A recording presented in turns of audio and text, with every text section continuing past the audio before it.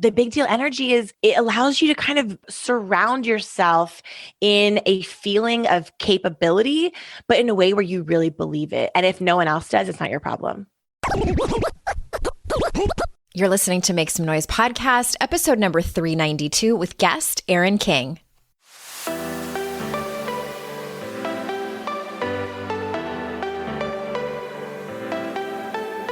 Welcome to Make Some Noise podcast, your guide for strategies, tools, and insight to empower yourself. I'm your host, Andrea Owen, global speaker, entrepreneur, life coach since 2007, and author of 3 books that have been translated into 18 languages and are available in 22 countries.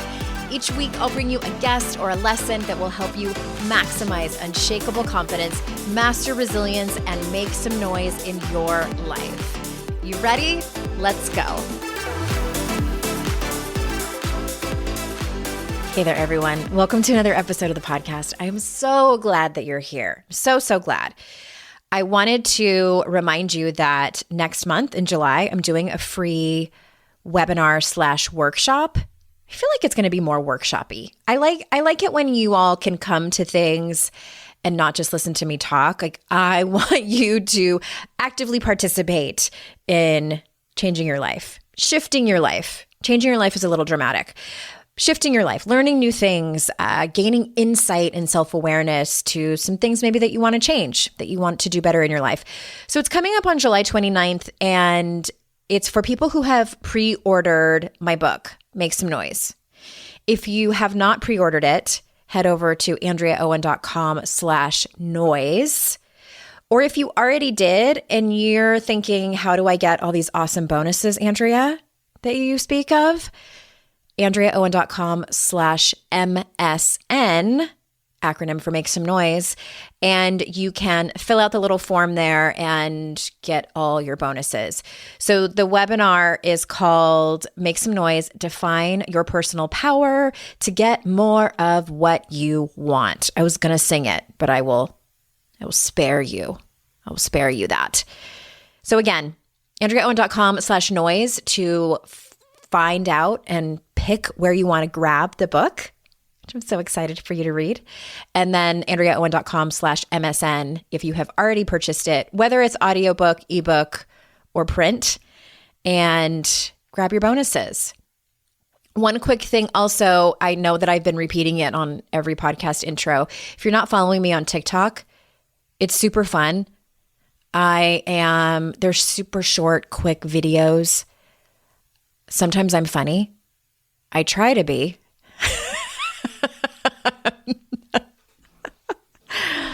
Amateur comedian.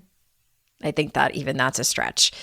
But it's just a fun app. It really is not just teenagers dancing. There is that too. But as I've told you, the algorithm will figure you out. It will show you videos that you like. And it's just fun. It's wildly entertaining. I am over there giving life advice and making fun of the personal development industry a little bit because we can't take it too seriously. And sometimes I repost them over on Instagram Reels, but it will only let you do them if they're 30 seconds or less. And TikTok videos sometimes are 1 minute. I'm at Hey Andrea Owen on both of those platforms. So come and say hi. Come and say hi. I'm just having a whole lot of fun over there, and I would love to see you. All right, Erin King is here, and you may have seen me talk about her new book on my Instagram stories a couple of weeks ago. She sent me a copy of her book, and I like her so much just as a human. She's fantastic. But I also like her because she and I are a lot alike. So if you like my personality and the things that I teach about, you are going to love this interview and her book. So for those of you who are just hearing about her for the first time, let me tell you a little bit more about her. Erin King is a best-selling author, 3 times entrepreneur, and the CEO of the Socialite Agency. She's helped clients ranging from the Academy Awards in Hollywood to the United States Navy at the Pentagon communicate more compellingly using her award-winning pub method. She is the author of Digital Persuasion and You're Kind of a Big Deal, which both draw from her personal and professional experiences, having founded founded 3 companies before the age of 40. Off duty, you can find her either mountain biking with her husband, Hartman, FaceTiming with her huge, crazy Irish family, or being an annoyingly extra dog mom to a cavapoo named Betty White. So without further ado, here is Erin. Erin, I finally have you on the show. Andrea, it is so nice to see you. And thank you so much for having me. I'm so stoked to be here. I'm so happy you're here too. And I had to cut us off or else we would have just talked and talked and talked. I can tell that you and I are a lot alike. And when I saw the title of your book, I knew that I had to have you on because I know that you can see me on video, but the people can't. I'm going to show you this really quick, that I have this nameplate that says God. I'm kind of a big deal. That's incredible. Which is the title of your book. You're kind of a big deal. Level up by unlocking your audacity. Yes. Well, I love that you have that name tag because that's the whole idea, right? Is to constantly remind ourselves that we have what it takes. We are more than ready and we are going to kill it. We are going to crush it. We're going to do it. We're going to do the thing. And just reminding ourselves that's half the battle, right? Yes. I'm glad I've had a lot of coffee this morning. All right. Can we start by... Can you tell the story that you tell? I feel like it's in the introduction of your book. It might be in the first chapter when you were in a meeting with a bunch of dudes and you had an experience. I know I'm making it sound a lot sexier than it really was. Yes. I didn't mean to set it up like that. Can you tell this story for the audience? Oh, sure. Well, let's just flash it back to the year 2014. The hot song on the radio is Taylor Swift's Shake It Off. And the hottest startup in the world, in my opinion, was my startup, which was a tampon delivery service called PMS.com. So we were a Dollar Shave Club for women's monthly healthcare needs, and Forbes magazine called us the tampon fairies because we were period prep, magically delivered monthly. Ding. So perfect. If you've ever been that gal reaching into the stall and being like, cute shoes, sorry, this is awkward, do you have a tampon? You know, it's like the most uncomfortable position to be in. And so I thought this was a genius idea. Turns out, no, it's not. Most women just get them at the grocery store like a responsible adult. It's not that big of a deal. So the story is before PMS.com, flashing it back to prior to that, where I was raising capital from basically a long boardroom full of Newport Beach alpha bros, the crossfitting, Ferrari driving, super tan dudes, and holding up a tampon, talking things like absorbencies and flow, all kinds of sexy nouns like blood and cramps. And they ended up backing me on this venture, a 7-figure raise for the venture. And you know, when I was pitching it, they all looked super grossed out and like they were going to throw up and like vomit their sashimi lunch all over the beautiful, you know, conference table. And I remember just like the sweat going down my Spanx and being like, what am I doing? And I just like lost all focus. I was like, I'm going to crumble. I cannot do this. I was shaking. And one of the guys grabbed one of the tampons and he threw it at one of the other guys and was like, I dare you to open one, dude. And he was like, I dare you. And all of a sudden this tampon hot potato game broke out in the middle of my very important investor pitch. And I remember just thinking to myself, like, this never happens on Shark Tank. Like, you know, what is happening? You know? No, that happens in 5th grade sex ed classes. Totally. And in that moment, like, instead of completely just falling apart, I remember thinking to myself, like, why are dudes so good at just making light of a situation? They just don't take it so seriously. They're not afraid of looking stupid or gross. They don't care if it's inappropriate. They just go for it and they do them. And I call it like a duditude. You know, they just kind of really do it. And in that moment, I was like, you know what, screw it. I have the right to be here just like they do. And I kept doing the pitch and they backed me on the venture. And it was 18 months of a lot of learning about FDA regulations and Chinese shipping policies and PR and marketing and sales and e-commerce and all the things. And ultimately 18 months later, I had to go back into that boardroom and I had to eat a shit sandwich because not only were we not the next Dollar Shave Club, but I didn't even get them any return on their investment. So it was the pretty much darkest, lowest, biggest failure of my career. I started like losing all my hair in the shower and stopped getting my period and was like, you're such a fucking loser. What's wrong with you? Like, this was so stupid. And there was at one point where I just realized that, you know, in our darkest, deepest moments, our rock bottom moments, and I've read yours from your books and we've all had that moment. Mine was, I had $100 cell phone bill that came in and I'd been featured in Forbes and I couldn't pay a $100 cell phone bill after all of the work and, you know, all the different jobs. And it's been like 13 years of busting my ass. And I'm like, I can't pay a cell phone bill. Are you kidding me? And that was rock bottom for me. In that moment, I discovered what we often do in our shittiest failures, which is that my superpower was revealed in that dark hour, because PMS.com, the company, was a disaster, but PMS.com, the community, was the internet's largest place where women on Facebook were coming together and sharing brownie recipes and memes and jokes and studies, and women were coming together and really connecting. There were millions and millions of conversations. And so I was like, I'm a shitty CEO, but I did manage to build this vibrant social community. So maybe that's what I'm supposed to do with the world. And that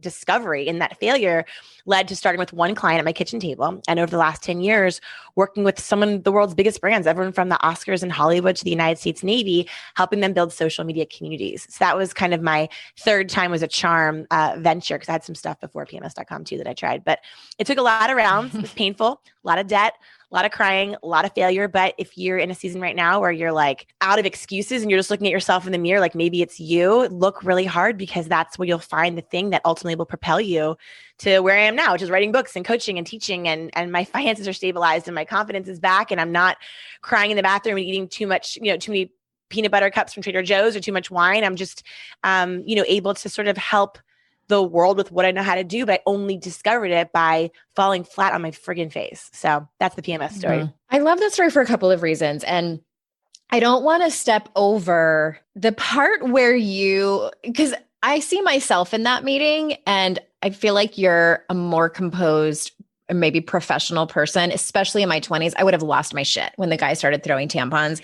I would have gotten so angry and called them immature and stupid. Who knows? I might have been able to hold my composure, especially when, 7 figures of VC was on the line.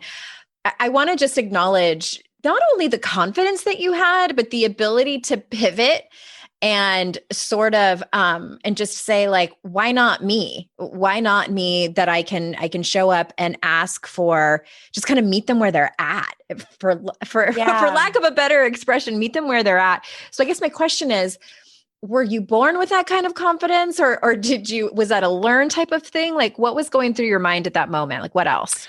People do ask me that question. They're like, how did you get that level of confidence? And my cousins used to call me delusionally confident as a child, which I'm pretty sure is a backhanded. I love that term. I use it. You do? I'm pretty sure it's a backhanded compliment. I'm not sure it's like the nicest thing to say to someone. Like, why do you think you're so great when you're not? But I don't know. The part of the story I forgot to tell you is that I grabbed the tampon out of his hand and used it as a microphone for the rest of the presentation. And a pointer. So that's the part of the story. I messed up the story, but that's the part that was kind of like the game changer. But for me, it was like, I guess looking at a situation and just thinking to yourself, okay, there are like literally 3 options right now. You're either going to, somehow become some superhero and rise above and become perfectly polished, which is impossible, right? Option number 2 is you're just going to crumble and cry and run out of the room. Or option number 3 is you're going to improv this shit. You're going to yes and, you're going to grab the tampon. You're going to, like you said, meet them where they are. And you are going to just not take it so seriously and do your dang best. Because the thing is, I feel like as women, a lot of us, we put in the work. We put in the work to be there. I mean, I had like worked so hard on the idea and the concept and the deck. And when you put in like 100 hours working on something, you deserve to get that damn presentation, whether they're listening or not. You deserve to be at that table. You deserve to have your voice be heard because you've earned it. So I think that the key is not like being born with something or, reading so many Pinterest glittery coffee cup mugs or incredible books like yours, maybe, but maybe the whole idea is just to know that you've put in the work, you do have what it takes, and that, you're not curing cancer.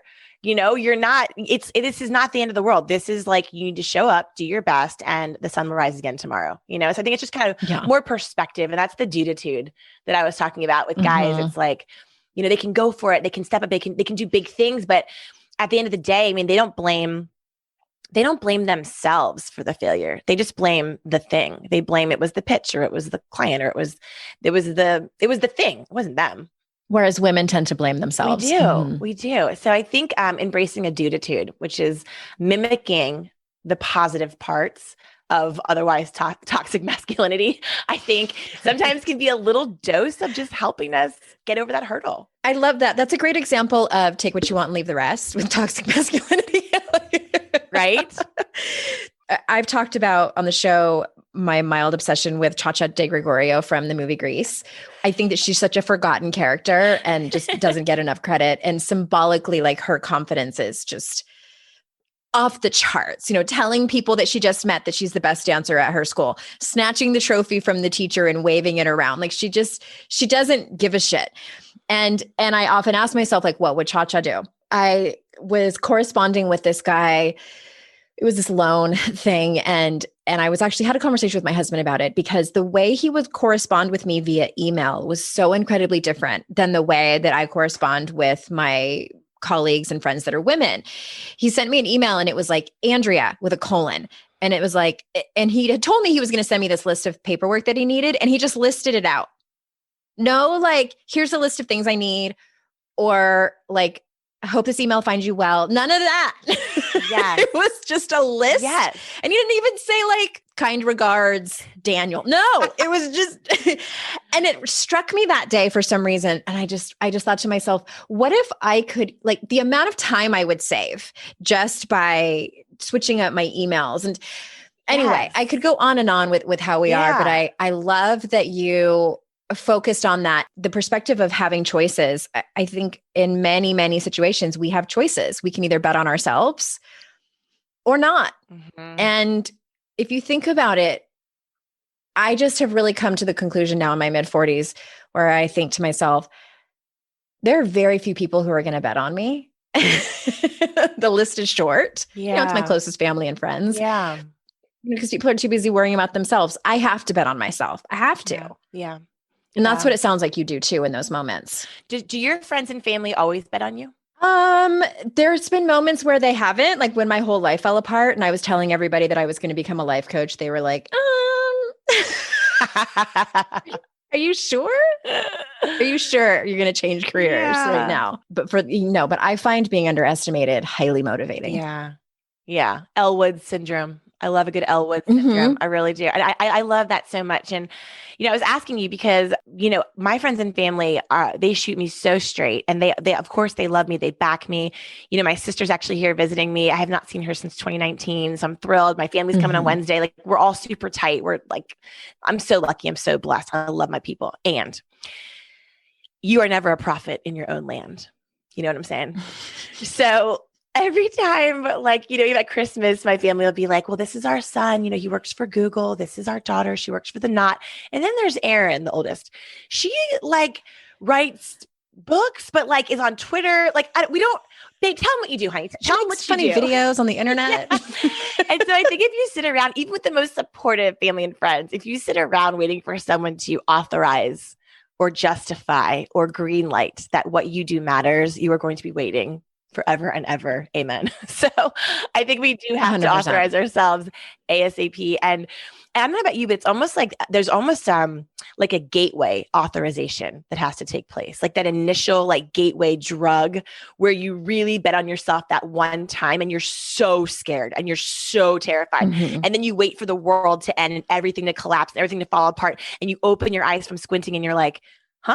Everyone's fine. This is okay. This is cool. And then all of a sudden you open up this whole other realm and you realize the possibilities are literally endless. And that's when it's exciting.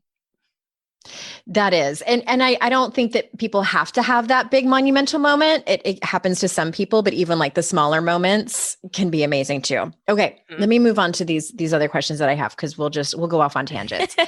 So where do you look for answers and get unstuck when you find yourself at a personal or professional crossroads? Or did we already answer that? Is there more tips you have? Well, in terms of getting unstuck, I mean, just like you, I'm a voracious reader, and I am just constantly looking around for the grittiest gals that I know, the grittiest women in my life who just seem to know what to say or know what to do. And there's a chapter in my new book, it's called Caping Up So You Don't Cop Out. And it's about borrowing other women's capes, borrowing other women's superpowers until you can find your own. And it's not fake it till you make it. And it's not being yourself. And it's just channeling, like, we all have that friend that that knows just what to do in that one situation, whether it's a sales opportunity or fundraising opportunity or dating. We all have that one gal where you're like, she would just know exactly what to do. And you just use it as a starting point just to get you out of the rut, just like a little push out of the mud. And then you're off to the races and you can let yourself shine through and channel through. But oftentimes it's just getting started out of that rut where I will just turn around me and say, who would know what to do right now? And I just borrow that superpower. I really do. I love that. I have, I wrote about this in my book too. Have you ever heard of the imaginary board of directors exercise? No. Let's hear it. Okay. So this is from my friend and colleague, Susan Hyatt, had us do this exercise. And I knew I had to tell everybody about it because I found it so helpful. And now it's a screensaver on my computer. So you basically just make a list of, like, if you could have a board of directors, who would be on it? And it doesn't have to be women. Mine is all women, but not necessarily. And they can be characters from a movie like Cha-Cha de Gregorio, or they can be real people like Michelle Obama, Ruth Bader Ginsburg. And you have that handy. You either, put it on your phone as your screensaver or your computer, or, you can even, print them out and put them on your wall somewhere where you see them. So you are reminded of the attributes that these people have. And I look at that similarly to what you were talking about, these people in your life that have, the one person that knows just what to do. I love that so much. So I've heard about creating your own board of directors before, but I love the fact that you're actually tangibly making them within eyesight, eye view. I have a friend, his name's James Taylor, funny enough. And we were talking about goal setting. And he's one of the people that he's a guy, obviously, but I would channel him when it comes to systems and goals, because he's just like methodical, one of those who just the time blocking in the planner. And you're just like, how? He was talking about goal setting. And I'm like, I'm a Post-it girl. I have my Post-its all over the place. I have my cheerleader Post-it notes, my Go Girl Post-it notes. I have my to-dos. My whole life is just a sea of just Post-its everywhere. And he was like, well, what's the biggest goal that you have right now? Like, what's the biggest, scariest one? And I was like, oh my God, launching my new book. He's like, where is that Post-it note right now? Like, where is it physically in your space? And I looked and it was like the furthest Post-it note away from my desk. He was like, you need to make your biggest, scariest, hairiest Post-it note within arm's reach physically to where you're sitting every day, so that you know that you can actually touch it. And there's this like physical sense of like anchoring on like the goal or the people, or just bringing it out of our minds and out of our just awareness into like the physical space that I think, to your point, just pours gasoline on igniting that manifestation in a way that is so powerful. That's incredibly symbolic. I love that. I put money in various places. And it's, sometimes there's $20 bills, but it's mostly like tens. I use them for bookmarks and things like that. Yeah. And it's to remind me, I don't remember where I heard that from. I don't remember if it was Jen Sincero's book or another money book, that just to remind you that it's everywhere and that it's within your reach and it's there when you need it. Oh, that's so good. I love that so much. I'm interrupting this conversation to bring you a few words from one of our sponsors. You've heard many of the guests here on the podcast who are licensed therapists, and I encourage everyone to go to therapy. I'm proud to have BetterHelp as one of our sponsors because there's so many things I love about their service.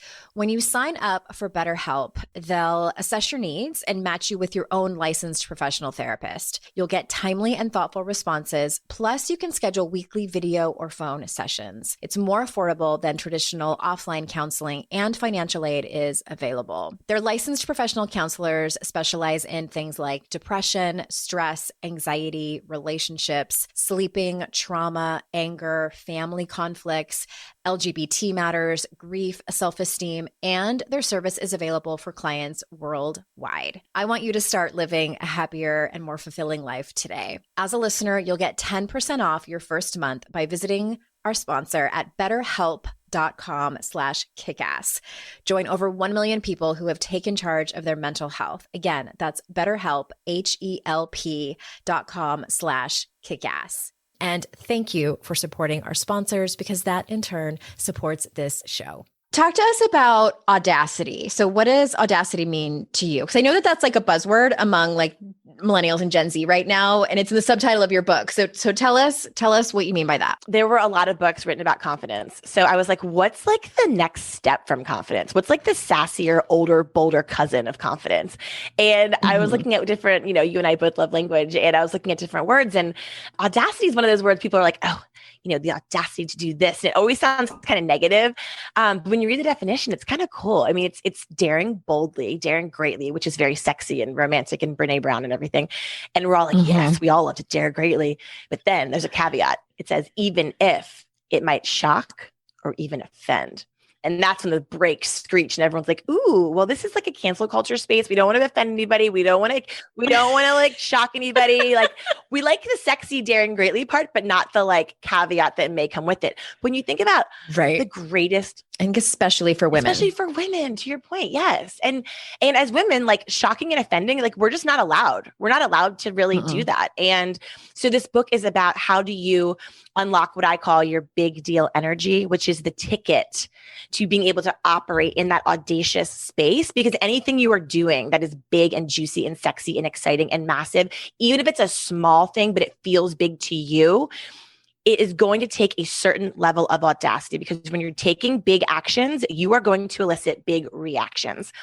And so this book is all about reframing people's rejection or pushback or weigh in or whatever at you, reframing that, reprogramming our good girl, ghosting our inner good girl brain from like, ooh, red light, scary, pause, put on the brakes, to reframing that. And that actually, like, big actions drive big reactions. So maybe people's big response is actually a green light.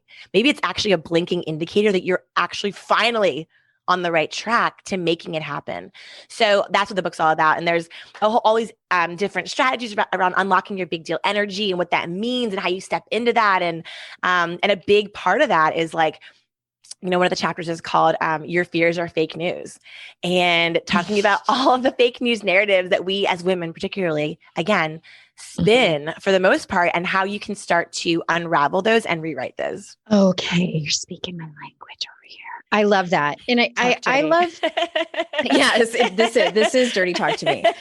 I also love taking words back. And my friends and I have been talking about the word conceited and how much I love the word conceited, partly because in middle school, I don't know if it's the same now, but I was in middle school in the late 80s. That was a long time ago. And to be called conceited, even in high school, was the worst thing you could ever be called. And I'm like, I want to take it back. Like, hold on. Let me see what Siri says about what is the definition of conceited. Define conceited. Excessively proud of oneself. Vain.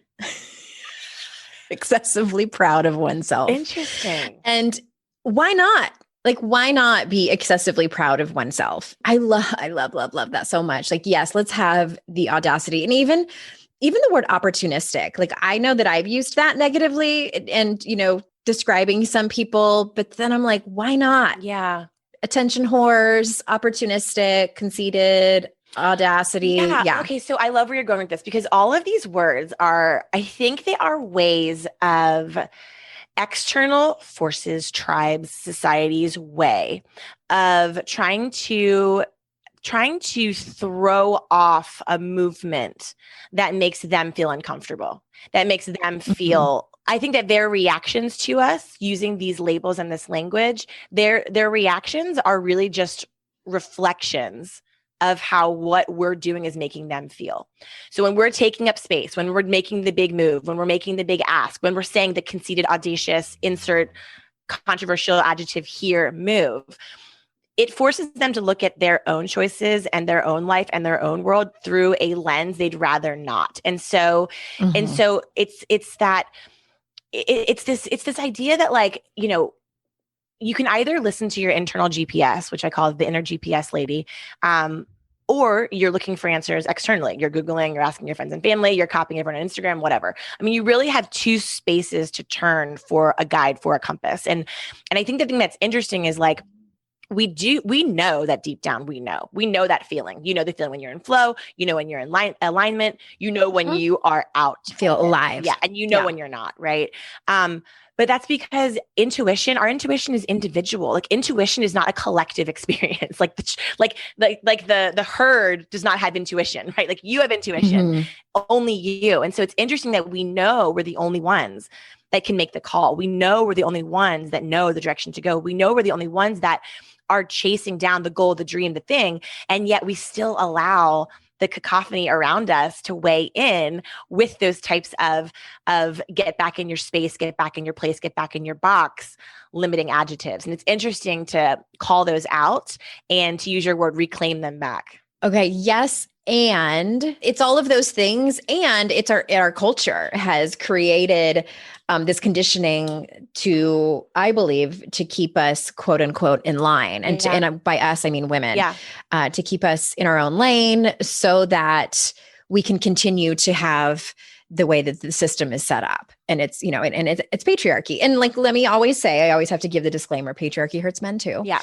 And but it's those words. And it's funny, I was reading your book, you quote the same Pew research that I did in my book so talk about that they did research about certain words and attributes that were looked negatively or positively for men and women. And what did they find? Oh gosh, that was insane. So for your new book, you quoted this one?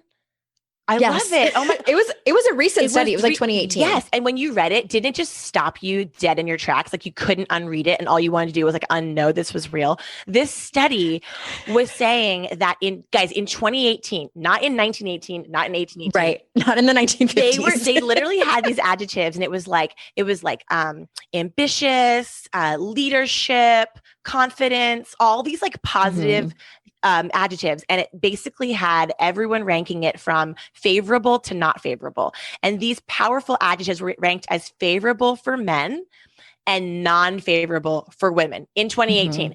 And then the adjectives beautiful, kind, compassionate were ranked as most favorable for women and not for men in 2018. Yeah. And it was the word powerful was the one that hit me the hardest. Totally. And it wasn't like there was no neutral ranking. It wasn't that people were kind of on the fence. It was a hard no. It was a hard no when it came to power for women in 2018. And it was a large study. It was like 8,000 people or something that they asked across all demographics, all ages across the United States, all different regions. It stopped me in my tracks, and it just was a great punch in the face reminder that as far as we've come, we have so much fucking work to do. That's one of my biggest points too, is it's a yes. And yes, we have come a long way from women not being able to get credit cards without their husband's permission, from being able to vote, like those types of things. And there is still so much work to do.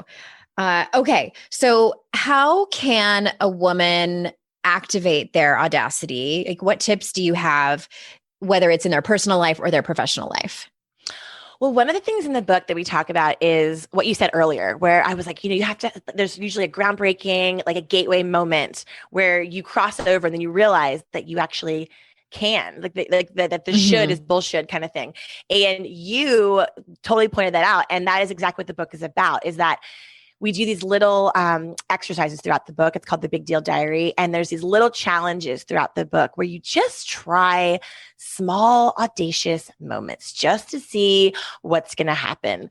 And the most incredible thing is like that it's this muscle that we are exercising in the smallest ways. Like I tell a story in the book, and I'm very clear. I'm like, look, this is not Malala fighting off the Taliban brave. Okay, this is not Bethany Hamilton, arm eaten by a shark, heading back to the lineup tomorrow, brave. This is like #basic AF brave.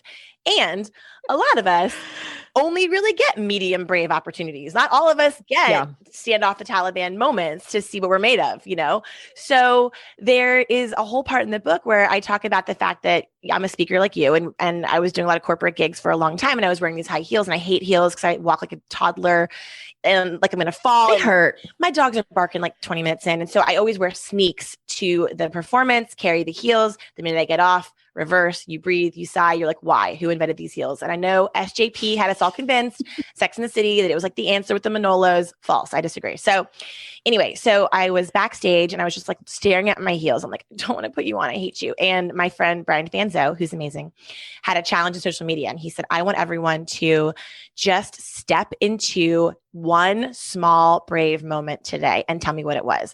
And when he said step into it, I was looking at the heels and I was like, I don't want to step into those. And so I remember I was backstage and I was like, what if I just like wore these black high tops? Weren't they Converse? Yeah. On stage with like a bright pink, like J. Crew preppy. This is not a look. Okay. I'm not saying I'm a fashion plate to begin with, but this is not a look. And it was a professional, financial, mostly male crowd. And they're so judgy about your outfit. And you're already a woman under 40. They already don't want to like you, whatever. So I'm like, I'm doing it. So I just wore the sneakers out on stage. And it sounds so dumb, but I was so nervous. Like I was just like, this is not okay. You can't do this. Well, I ran out on the stage and it was crazy. I was sweating through my Spanx. I was upper lip sweat. There's a trend here. I'm a sweater. And I was just dying. And it was the craziest thing because I ran out on stage. I could like lay down and jump around. And I got my very first standing ovation of my entire speaking career wearing these damn shoes. And it's just a dumb thing to do. But I walked off stage and I was like, oh, just step into who you are. Even if you think people are going to judge you, even if it's going to not work or fail or be stupid or not be allowed. Something so dumb as a pair of sneakers unlocked this whole chain of reactions of audacity moments. And so it's moments like this in the book that we try to uncover for you as the reader. Like, what is the pair of sneaks that don't go with the outfit, that is not appropriate, but that might potentially unlock? I think I saw a picture of you. It looked cute. I mean, they were at least like some classic shoes and not like some like New Balance, like mall walker shoes. You know, I feel like it worked. Thanks, Andrea. You're sweet. Oh my gosh. Yeah. Well, Mel Robbins has made a speaking career, a very good one at that, wearing tennis shoes on stage. So. That's true. But hers are like sparkly and cute and they have the long, yeah, she rocks it for sure. It's a mood for sure. Mood. But whether it's sneaks or whatever, the book is about like, what are those like little random things that you just feel like you can't do that, but can you? And what might happen, you know? So that's a lot of the book is like uncovering what that is for you. Yeah. Okay. I love that. I think we have time for just one more question. So I want to talk more about this big deal energy, which is, I love partly because it's, I know, a spinoff of another big D energy. So tell us about that. Okay. So we know big D energy, for those of you who are listening, is a phrase that has been kicked around the last couple of years, which is used to describe men who just have this presence. They have this quiet sense of self, this confidence. They just know who they are. They don't have to brag about it. They don't have to shout about it. They don't have to force it. It's very attractive. It's very sexy. It stands for big DICK energy. Okay. In case you guys don't know, break it down. So big deal energy is the feminine version of that. It is unlocking that sense of, I do know I deserve to be here. I will take up space. I don't have to necessarily shout about it and shove about it and be a foghorn about it, but I know I have what it takes and everyone around me is going to know too. It's a different approach of tackling the toughest crossroads, the highest stakes scenarios, even just to get unstuck little everyday moments like the sneaks that we're talking about. It's finding out ways to unlock that sense of deep self-confidence to the point of audacity in a way that does not involve learning more and doing more and being more and all the moreness. It's more about unlocking and doing less. It's caring a little bit less, responding a little bit less, worrying a little bit less. It's a reduction versus an addition type of strategy. And in the book, it's, I always say like the worst advice anyone could ever give, ever. The most ridiculous advice ever is just don't care what anyone thinks about you. It's like, that is insane. Okay. We would never post on social media if we didn't care what anyone thought about us, first of all. Number two, people who don't care what they think about them are narcissists and psychos and sociopaths. That's true. I'm like, not kidding. That's true. Like, of course you're going to care because you're a human and you want the people that you love to love your thing and you have empathy and yes. Okay. So what audacity is about is finding the comfortable place for you where when it really comes down to it, being heard, taking the stand, quitting the people pleasing, authorizing yourself, doing the damn thing when the stakes are the highest, it's about caring more what you think about your decision than what everyone else thinks and how you can do that incrementally in a way that doesn't feel undoable and idealistic, but feels very like, today, here's the thing we're going to try. The big deal energy is it allows you to kind of surround yourself in a feeling of capability, but in a way where you really believe it. And if no one else does, it's not your problem. Right. And that goes back to betting on yourself. Totally. And it's full circle. Yeah, Look at that. You did it, Andrea. Is this your first podcast? Because I think you have 400 episodes of professionalism under your belt. Because that was brilliant. A little tiny bit of practice. Yeah. I love your show. Okay, everyone needs to go out and get your book. You're kind of a big deal. Level up by unlocking your audacity. Where do you want people to go? I know that you're active on Instagram. I follow you over there, but where else? I'm in the club these days. Are you up in that club, the clubhouse? Are you doing it? I am up in the club, but I don't see a lot of my people there because I talk to people who aren't entrepreneurs, and I feel like Clubhouse is a lot of entrepreneurs. Yeah, it is a lot of entrepreneurs. That's for sure. So if people are entrepreneurs listening to this, go follow you on Clubhouse. Yeah. And if not, I'm on Instagram, or erinking.com is all the things, all the podcasting and the courses and the community and the love notes and all the things. And I'm going to be on your show later this year. Yes, I cannot wait. Talking about my book. Cannot wait. We have so much to talk about. We're going to make some noise. We are going to make some noise over there. Everyone, thank you so much for being here. You know how valuable I know that your time is. And remember, it's our life's journey to make ourselves better humans and our life's responsibility to make the world a better place. Bye, everybody.